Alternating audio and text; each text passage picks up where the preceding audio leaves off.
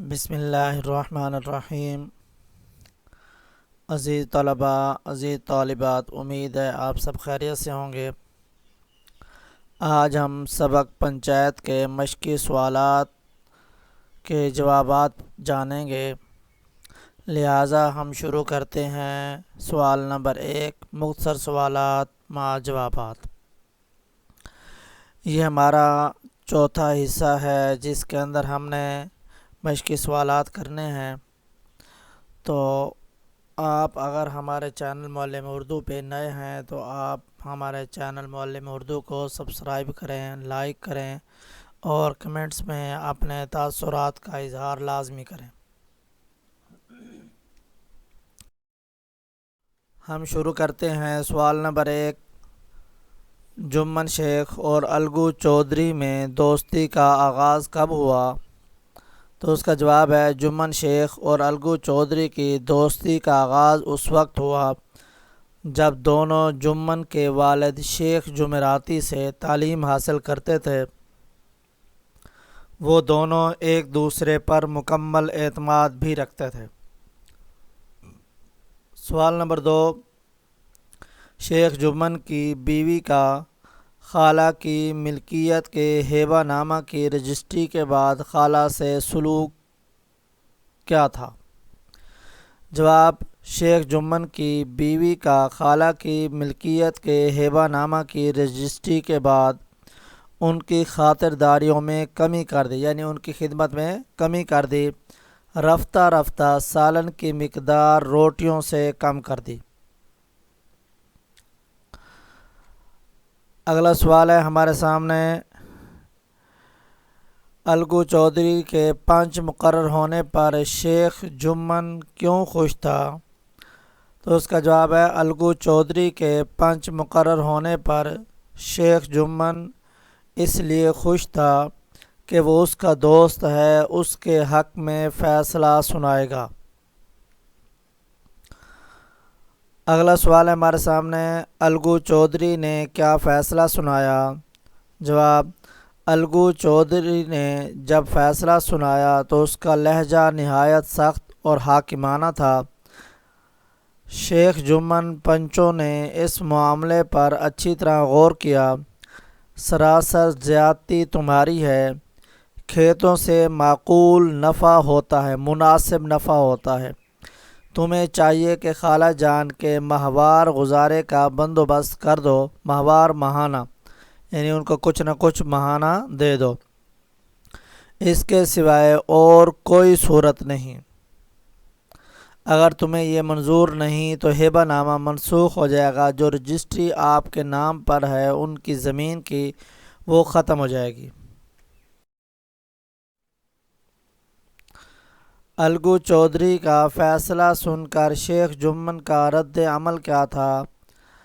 جواب، الگو چودھری کا فیصلہ سن کر شیخ جمن سناٹے میں آ گیا، خاموشی میں آ گیا اور کہنے لگا، بھائی، اس زمانے میں یہی دوستی ہے کہ جو اپنے اوپر بھروسہ کرے اس کی گردن پر چھری پھیری جائے۔ الگو چودھری نے سمجھو سیٹھ کو بیل کیوں فروخت کیا؟ الگو چودھری نے بیلوں کی جوڑی خریدی تھی جن میں سے ایک مر گیا تھا، ایک اس کے کسی کام کا نہیں تھا، جس کی وجہ سے اس نے سمجھو سیٹھ کو بیل فروخت کر دیا۔ وہ یکا گاڑی ہانکتے تھے۔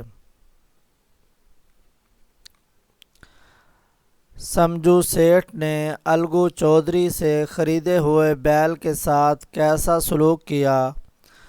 جواب، سمجھو سیٹھ نے الگو چودھری سے خریدے ہوئے بیل کے ساتھ بہت برا سلوک کیا۔ وہ منڈی کے 3 4 چکر لگاتا تھا، نہ پانی کی فکر نہ چارے کا خیال، ہر وقت کھیووں کی پڑی رہتی تھی۔ ابھی وہ جانور سانس نہ لینے پاتا تھا کہ پھر اسے جوت لیتا۔ الگو چودھری اور سمجھو سیٹھ نے کون سا تنازع پنچایت کے سامنے پیش کیا؟ الگو چودھری اور سمجھو سیٹھ نے بیل کا تنازع پنچایت کے سامنے پیش کیا۔ شیخ جمن نے فیصلہ سناتے ہوئے انصاف کے اصولوں کو کہاں تک پورا کیا؟ شیخ جمن نے فیصلہ سناتے ہوئے انصاف کے تمام اصولوں کو پورا کیا اور حق کے مطابق فیصلہ سنایا، اور کہا کہ اس مسند پر نہ کوئی کسی کا دوست ہوتا ہے نہ دشمن، اسے انصاف کے سوا اسے کچھ نہیں سوچتا۔ یہ ہمارے مختصر سوالات تھے۔ آگے ہیں سوال نمبر 2۔ سبق کو پیش نظر رکھتے ہوئے خالی جگہ پر کریں۔ شیخ جمن اور الگو چودھری میں بڑا یارانہ تھا۔ یہ کہے گا یارانہ۔ جب حج کرنے گئے تو گھر الگو کو سونپ گئے تھے۔ ان کے باپ پرانی وضع کے آدمی تھے۔ یہاں لفظ کہے گا پرانی وضع کے۔ شیخ جمعراتی خود دعا اور فیض کے مقابلے میں تازیانہ کے زیادہ قائل تھے۔ یہ لفظ کہے گا تازیانہ۔ جمن نے وعد وعید کے سبز باغ دکھا کر خالہ اماں سے وہ ملکیت اپنے نام کرا لی تھی۔ یہاں کہے گا سبز باغ۔ خالہ جان اپنے مرنے کی بات نہیں سن سکتی تھی۔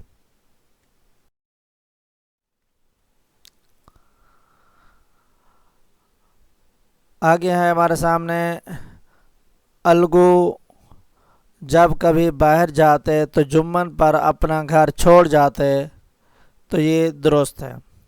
الگو کے باپ نئے انداز کے آدمی تھے، یہ غلط۔ الگو کی ایک بوڑھی بیوہ خالہ تھی، غلط۔ کئی دن تک بوڑھی خالہ لکڑی لیے آس پاس کے گاؤں کے چکر لگاتی رہیں، درست۔ جمن نے بڑھیا کو پیار بھری نظروں سے دیکھا، غلط۔ شیخ جمن اپنی خالہ کو ماں کے برابر سمجھتے تھے، درست۔ الگو قانونی آدمی نہیں تھے، غلط۔ ایک ایک سوال جمن کے دل پر ہتھوڑے کی طرح لگتا تھا، درست۔ پنچایت کے ایک ہفتے بعد ایک بیل مر گیا، غلط۔ سمجھو سیٹھ منڈی سے تیل نمک لاد کر لاتے اور گاؤں میں بیچتے تھے، درست۔ رام دھن نے پہلا نام جمن کا سنا تو کلیجہ دھک سے ہو گیا، غلط۔ شیخ جمن کو پنچ بن کر اپنی ذمہ داری کا احساس نہ ہوا، غلط۔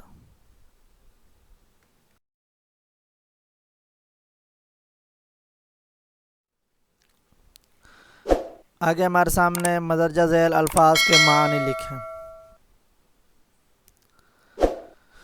ساجھا، ساجھا کہتے ہیں مشترک، جس میں کوئی شریک ہو۔ زانوئے ادب طے کرنا، زانوئے ادب طے کرنا، شاگردی اختیار کرنا، دو ادب سے بیٹھنا، کسی کے سامنے تعلیم حاصل کرنا۔ وضع، حالت، کیفیت، رفتہ رفتہ، آہستہ آہستہ۔ صلح پسند، امن پسند۔ تاحین حیات، جب تک زندگی ہے، مرتے دم تک۔ پنچ، فیصل، قاضی۔ مدرجہ ذیل الفاظ کی مؤنث لکھیں۔ استاد، استانی۔ شیخ، شیخانی۔ چودھری، چودھرائن۔ سیٹھ، سیٹھانی۔ بیل، گائے۔ اعراب کی مدد سے تلفظ واضح کریں۔ زانوئے ادب طے کرنا، یہ ویسے بتا دیتا ہوں، تو یہ عام طور پر ہمارے پاس جو سلیبس ہے اس کے اندر یہ الفاظ نہیں آتے، اب تک تو نہیں ہے، لیکن صاحب ظاہر ہے یہ ہمارے سلیبس کا حصہ ہیں تو کس ٹائم بھی وہ پوچھ سکتے ہیں، تو اس لحاظ سے بتا دیتا ہوں۔ زانوئے ادب، وضع، تحصیل علم، تحصیل علم، فروغ گزاشت، پرسش، تصفیہ، رسوخ۔ راہ کے اوپر پیش ہے۔ منطق، تحکمانہ، مباحثہ۔ اس کے بعد ہم نے سبق کا خلاصہ جو ہے پہلے پڑھ لیا تھا، اس کے بعد عبارت کی تشریح وہ بھی ہم پہلے کر چکے ہیں۔ اب اس کے بعد ہے جی یہ جملے ہیں جس کے اندر جو ہے انہوں نے محاورے کا استعمال کیا، اس کو دو معنوں میں استعمال کیا، ایک اس کے لفظی معنوں میں، ایک اس کے مجازی معنوں میں۔ تو سبز باغ دکھانا، تو سبز باغ دکھانے کا مطلب یہ ہوتا ہے کہ کسی کو امیدیں دلانا۔ اب اس کے دو معنی ہے، تو یہاں پر ہم نے درست اور غلط کے نشان لگانے ہیں۔ اکرم نے مجھے ملتان میں اپنے سبز باغ دکھائے، غلط، کیونکہ وہاں پر وہ حقیقت میں سبز باغ ہے، لیکن یہاں سے ہماری مراد کیا ہے کہ وعدے وہی، جیسے سیاسی لوگ سبز باغ دکھا کر عوام کو لوٹتے ہیں، تو یہ جملہ درست ہوگا محاورتاً۔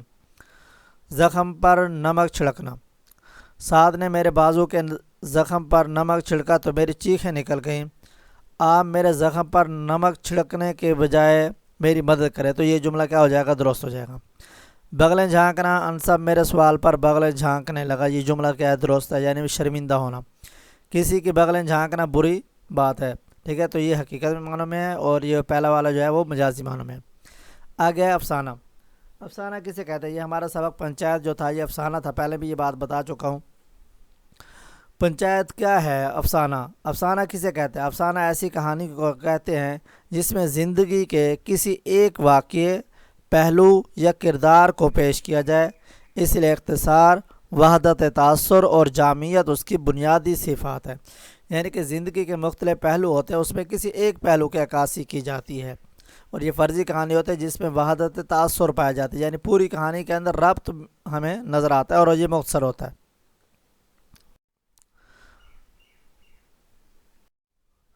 اس کے بعد ہمارے سامنے ہے خط۔ خط کے بارے میں ہم ایک مستقل جو ہے پہلے ویڈیو بنا چکے ہیں آپ خط کے بارے میں، تو وہاں سے آپ جو ہے وہ دیکھ سکتے ہیں خط کیا ہوتا ہے۔ خط ایک انسان اپنے جذبات، خیالات، احساسات کو جو ہے وہ بیان کرتا ہے، جس سے اپنے دوست کو، اپنے شریک کو، اپنے رشتہ داروں کو آگاہ کرتا ہے۔ پھر خط کی قسمیں آ جاتی ہیں، رسمی، غیر رسمی اور ذاتی، کاروباری، تو اس طرح کے یہ خط ہوتے ہیں۔ تو اس کے اندر کچھ چیزیں ہیں جو وہاں پر جو ہے آپ کو بتا دی گئی ہیں۔ تو امید ہے آپ کو جو ہے یہ ہماری ویڈیو اچھی لگی ہوگی۔ آپ ہمارے چینل معلم اردو کو سبسکرائب کریں، لائک کریں، اور کمنٹس میں اپنے تاثرات کا اظہار لازمی کریں۔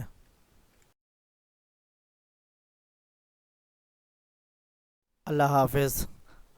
اچھا ایک بات اور بھی سن لیں کہ یہ ہمارا جو سبق تھا الحمدللہ یہ مکمل ہو گیا۔